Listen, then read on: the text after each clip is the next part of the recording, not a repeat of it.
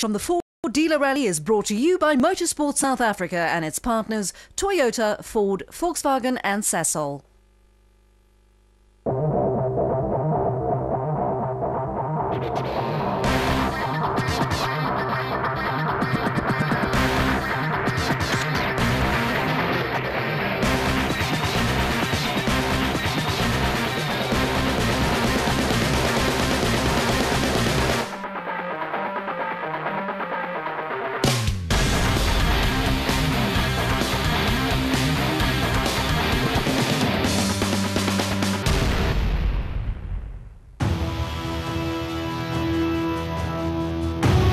The problem with being halfway with anything is that you've still got a long way to go. For the teams competing in Class S1600, South Africa's premier rally class for front-wheel drive cars with engines no larger than 1600cc, the first half of the 2013 season has been a ding-dong affair. Young Namibian Thilo Himmel drew first blood during round one, the total rally held in KwaZulu-Natal, when he drove his locally built Toyota Etios R2 to a victory on its very first outing. Round 2, the Sasol rally, went to Clint Weston in the reef tanker Citroen C2 R2, while Himmel struck back on the Toyota Gauteng Dealer Rally, which was round 3. Next up was the Volkswagen rally down in the Eastern Cape, where Weston again triumphed and Himmel failed to score any points. Behind these two, an impressive field of highly motivated and talented competitors do battle. And while it is the names of Himmel and Weston that top the standings, the championship is still wide open. As we said at the start, being halfway means that there's still the other half to worry about. And the other half started here, at the first ever Ford Dealer Rally. The stages for this event were set on the farms around the Cullinan area to the northeast of Pretoria, with one of the stages hosted by Zonderwater Correctional Facility. This facility also supplied a suitable area to serve as the Dunlop Service Park and main hub of the event. It was in the area that we first caught up with the front runners in the 2013 season, starting with a man in third place on the ladder, Craig Trott. Trott is a multiple class champion and has more experience than you can shake a conrod at. He pilots the Team Total Toyota Runx with Janine Lawrence in the navigator's seat. Trott was cautiously optimistic about the rally and also realistic about the task ahead of him. And I'm sure this event, the first few stages today are rough as anything, so I think it's going to be survival, and I think we are going to find a few cars that are going to be seen on the side of the road with puncture problems and what have you today. A single point ahead of him in the championship was Thilo Himmel. The youngster has shown significant pace this season, especially considering that it is the first season for his Toyota Etios. The car, however, is clearly fairly well sorted and reliable, as Himmel has scored well so far. He failed to finish in Port Elizabeth in round 3, however, so he decided to approach the Ford Dealer Rally with caution. Yeah, we lying second and we really messed up the last rally. So this rally is just back to basics and back to square one, just to do what's necessary. The man heading the championship at the halfway mark, Clint Weston, has scored points on each event this season.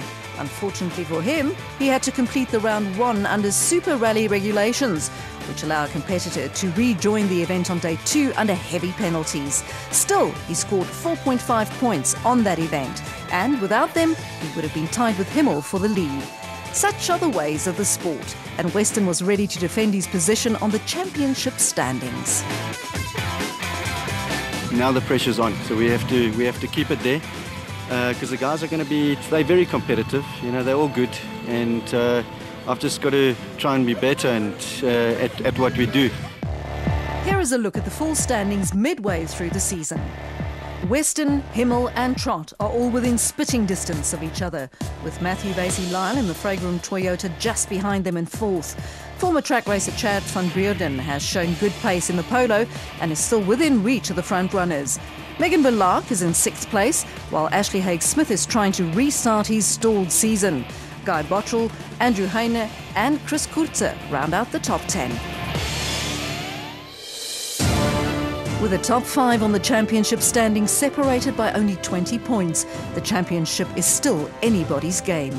But any crew wanting to make a move had to do it straight away, because the start of the four-dealer rally signalled the beginning of the end of the season. 4 rounds done and dusted, 4 rounds to go. If ever there was a time to dig deep and go for it, it was right here, right now. With the formalities of the start ramp behind them, it was time for the crews to head out to the start of Stage 1. Stage 1, known as EcoBoost, was located to the east of Cullinan and was comprised of 14.95 kilometres of dirt and sand roads. Thankfully, the organisers thought it wise to offer the teams just one stage before the first service opportunity, thereby ensuring that little niggles could be sorted before the rest of the event. This was particularly fortuitous for Clint Weston and Christoph Snyders, who came through Stage 1 in a time of 10:53, some 20 seconds slower than the fastest man on the stage. But Weston had reason for being slow. And now just coming in, we've picked up a misfire. So if not Weston, then who was fastest on Stage 1? None other than the man hunting him down in the championship, Thilo Himmel, with Armand de Tooy beside him. The pair came through in a time of 10:33.6, not only 20 seconds faster than championship rivals Weston and Snyders, but also 7 seconds quicker than Ashley Haig-Smith and navigator Craig Parry in their Castrol-supported Ford Fiesta R2. The latter pairing has had a run of non-finishers and were clearly looking for a good result at the four-dealer rally. Went alright, maybe braking a bit too much in the beginning, so need to step it up on the next 2 rounds and see how we go. Guy Bottrell and Simon Vasey-Lyle posted a time 6 seconds slower than Haig-Smith, but at least they were going. Bottrell has shown that he has the right stuff, but his Toyota has been plagued with reliability issues so far. So far so good, car feels okay. Chad van Beurden in the B-Build Polo was next fastest, with Paul Franken and Henry Kern driving a Manitou-supported Volkswagen Polo, separated van Beurden from Weston. Marco Himmel and Gert Nienaber were just 1 second slower than Weston and had Andrew Heiner and Stephen Jones 6 seconds behind them. Ernie van der Walt in another Volkswagen Polo came through 9th fastest, with championship hopeful Craig Trott bringing the team total Toyota Runnix through in the 10th fastest time. Next up was a quick visit to the Dunlop Service Park to tighten nuts and bolts and get rid of those early gremlins. This was especially needed in the little reef tanker Citroen C2 R2, which was running on only 3 of its 4 cylinders. It's got to do with electronically on the computer or the plugs, so we'll see.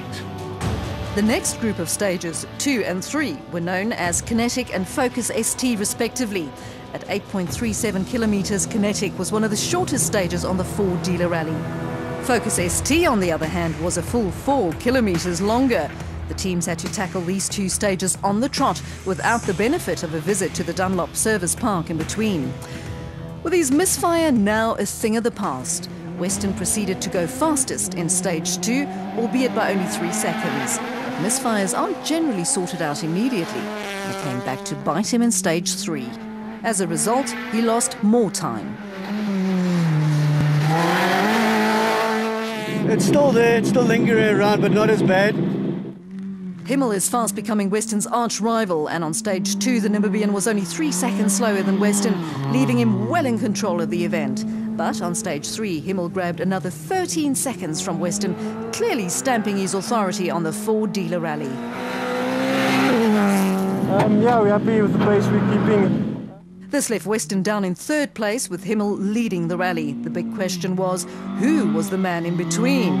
The answer was none other than Guy Bottrell in the Yato Tools Toyota. He had posted the 3rd fastest time on Stage 2 and went 2nd fastest behind Himmel on Stage 3, thus pushing him into 2nd overall for the rally so far. We still got a little bit in us. We're not pushing to the absolute max. 4th place at this point also belonged to Himmel, but not the same one leading the rally. Marco Himmel, driving a Toyota Corolla with Gert Nienaber navigating, had clearly found some pace. He led Paul Franken and Henry Kern in their Manitou Volkswagen Polo after 3 stages, while they in turn found themselves ahead of Andrew Heiner. Chad van Beurden, paired for this event with navigator Nico Swartz, was 50 seconds adrift of the leader after 3 stages, while Ashley Haig-Smith languished in 8th after a tough start to his event. Matthew Vasey-Lyle in the Fragram Toyota and Ernie van der Walt in the Ferodo Fiesta rounded out the top 10.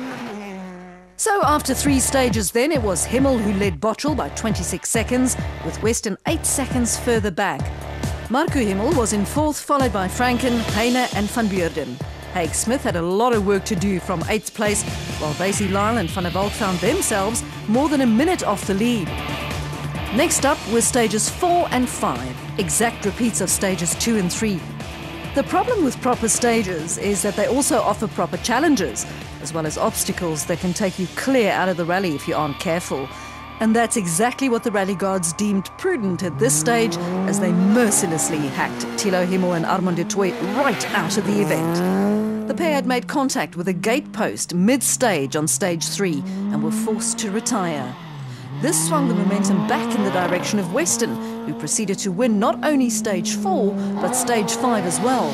On top of all that, he also brought news of Guy Bottrell's demise. You're missing Guy Bottrell, just seemed like off the line. He lost drive. In the meantime, it was onwards and upwards for Ashley Haig Smith in the Castrol Ford Fiesta R2. The youngster was 4th fastest on stage 4 and 2nd fastest on stage 5. And with 2 of the front runners retired, he was making steady progress up the leaderboard.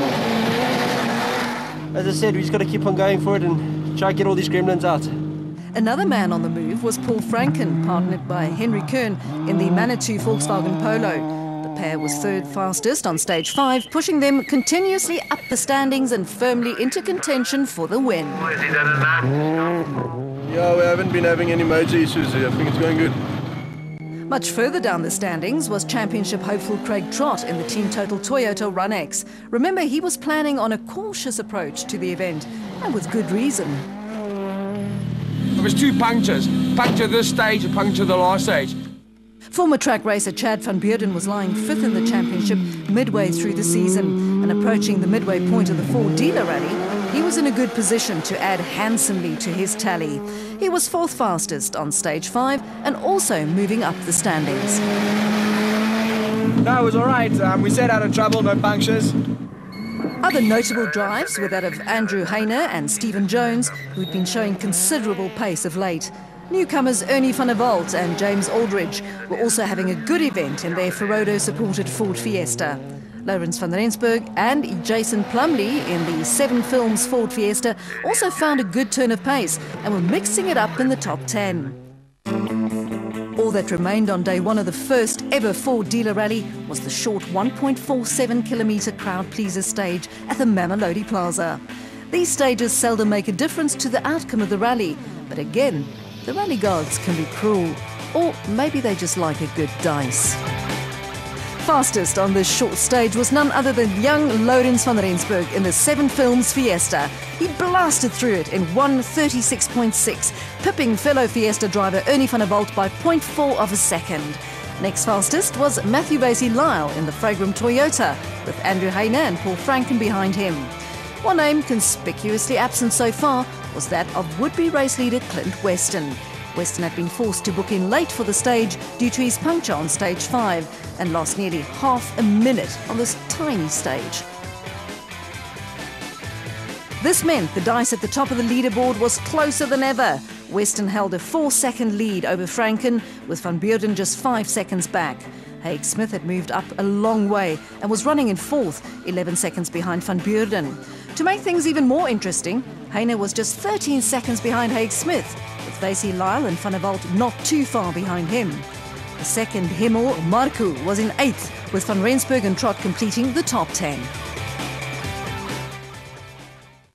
As day 1 of the rally drew to a close, one thing was abundantly clear. Day 2 would bring one hell of a fight.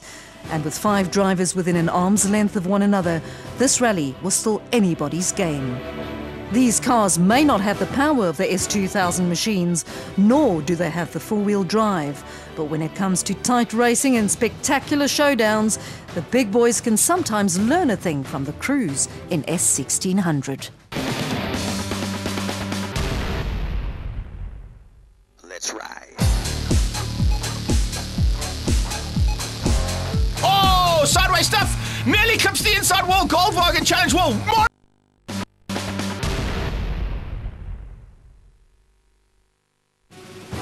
Midway through round 5 of the South African National Rally Championship, this is the Ford Dealer Rally 2013. And so far, it's offered up no shortage of thrills and spills. Day 2 was made up of 8 stages, running 2 groups of 4, with a service opportunity in between. As the crews prepared for the second day's battle, it was Western who led from Franken by 4 seconds, with Van Beurden and Haig Smith waiting to pounce in the wings. After all of the drama and doing the tar stage on a rim, we've sort of narrowed it down to 4.5 seconds now in the lead. So the first 2 of the day's stages were stages 7 and 8, Titanium and EcoSport, as they were known, with a total distance of 24.4 kilometres between them and no service before the next batch of stages. This was one of the key periods in the Ford Dealer Rally. With these little reef tanker Citroën back to full power and rubber on all 4 wheels, Clint Weston proceeded to blitz stage 7, though he was pipped to the post on stage 8 by Thilo Himmel, who was competing under the Super Rally regulations. Still, Weston had lots to smile about. It was an absolutely awesome stage. Well done to the organisers.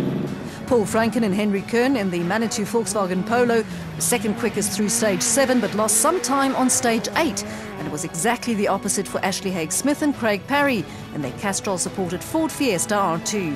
The pair lost 7 seconds to Weston in stage 7, but very nearly matched the Citroën driver on the next stage. Chad van Beurden and Nico Swart in the Van Beurden Volkswagen Polo continued to show great pace, losing only fractions of seconds on stage 7. Still, if they wanted to catch Weston, they'd have to go a lot faster. Andrew Heine was still going strong, as was Marco Himmel and Ernie van der Walt, but it was becoming clear that the fight up front was between Weston, Franken, Van Beurden and Haig Smith. With no service after stages 7 and 8, it was straight on to stages 9 and 10. Stage 9, known as Fiesta STI, was 11.83 kilometres long, and this would be the first running of the stage on this event.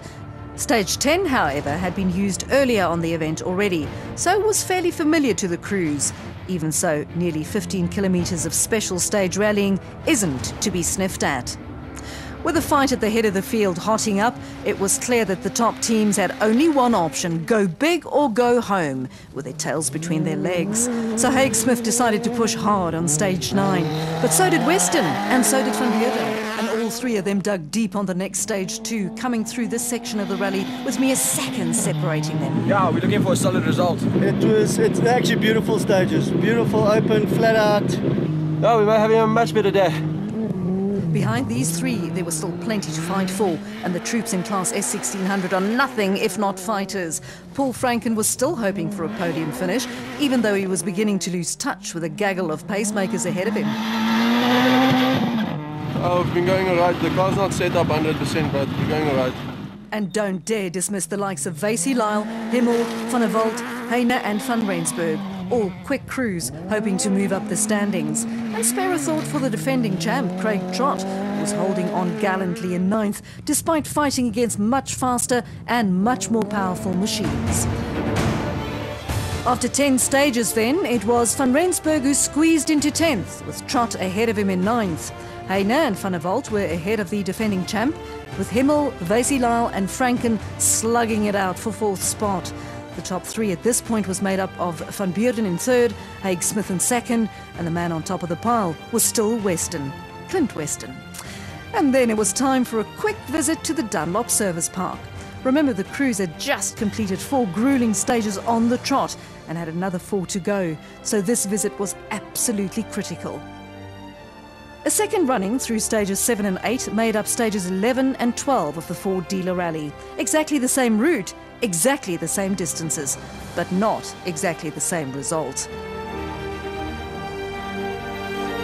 Earlier in the day, Weston was cock-a-hoop after the same 2 stages, but emerging from the dusty stage 12, he had a different story.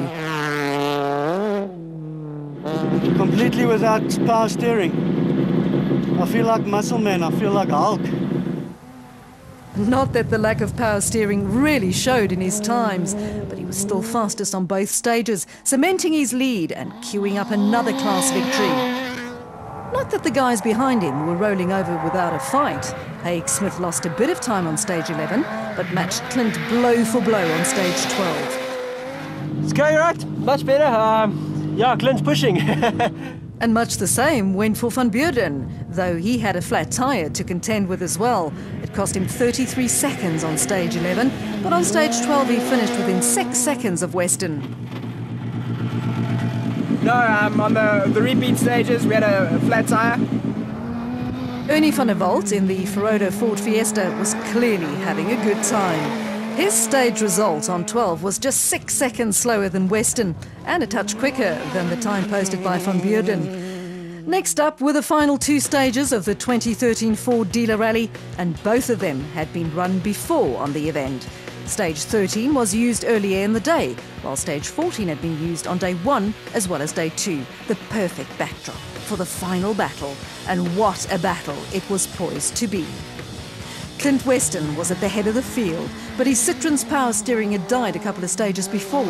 Haig Smith was on a mad charge and had that glint in his eye, the one that means that he's either going out in a blaze of glory or a spray of dust. And you'd be foolish to write off Van Beurden at this point, as literally anything could happen in rally. At the end of stage 13, things were hotting up even more. Weston had dropped a ton of time due to his power steering woes, while Haig Smith went like the clappers. Weston's lead had been turned into a deficit of 20 seconds with just the final stage to go. If ever rally was poised on a knife's edge, this was it. At the end of stage 14, the final stage, Haig Smith had posted another blistering stage time of 10:38.6. Weston would need a time of 10:08 or less to win, an unlikely scenario given the lack of power steering in his reef tanker Citroen. But in the end, there was no sign of the little Citroen. News of its fate arrived with the next competitor, Paul Franken. We were pushing quite hard, but it went well, but I think Clint rolled, so after we saw that we just stepped off a bit. The harsh reality of rallying had kicked in yet again. Weston had rolled on the final stage, crashing out of the Ford Dealer Rally, badly denting his championship in the process and cementing the win for Haig Smith. Confirmation then of Haig Smith's first victory for the 2013 season, finding it in style at Ford's home event. He was followed home by Van Beurden, clearly showing that the youngster had plenty of pace. Franken got his podium finish in the end, while Van der Walt only just missed out on his first taste of champagne. Vasey Lyle, Heine, Van Rensburg and Trott all drove exceptional races to make it into the top 10. And for Haig Smith, there was nothing but joy at this hard-fought victory. Oh, fantastic, absolutely amazing. I mean, the season we've had has been an up and down season. I mean, every round we've had an issue. It's not either been myself or a mechanical, but it's just been bad luck. So to come with a win on after my 21st is actually amazing. While Weston was left to rue what could have been, so near, and yet so few points bagged in the end. But I mean, it's, it can happen anytime. It's one of those things that, we make mistakes, crew can make mistakes, everybody works together, and so we're not going to blame anybody for that. And with those profound words, we bid you goodbye until next time, when we will bring you all the action from the Toyota Dealer Cape Rally, which takes place in Cape Town on the 13th and 14th of September. See you then.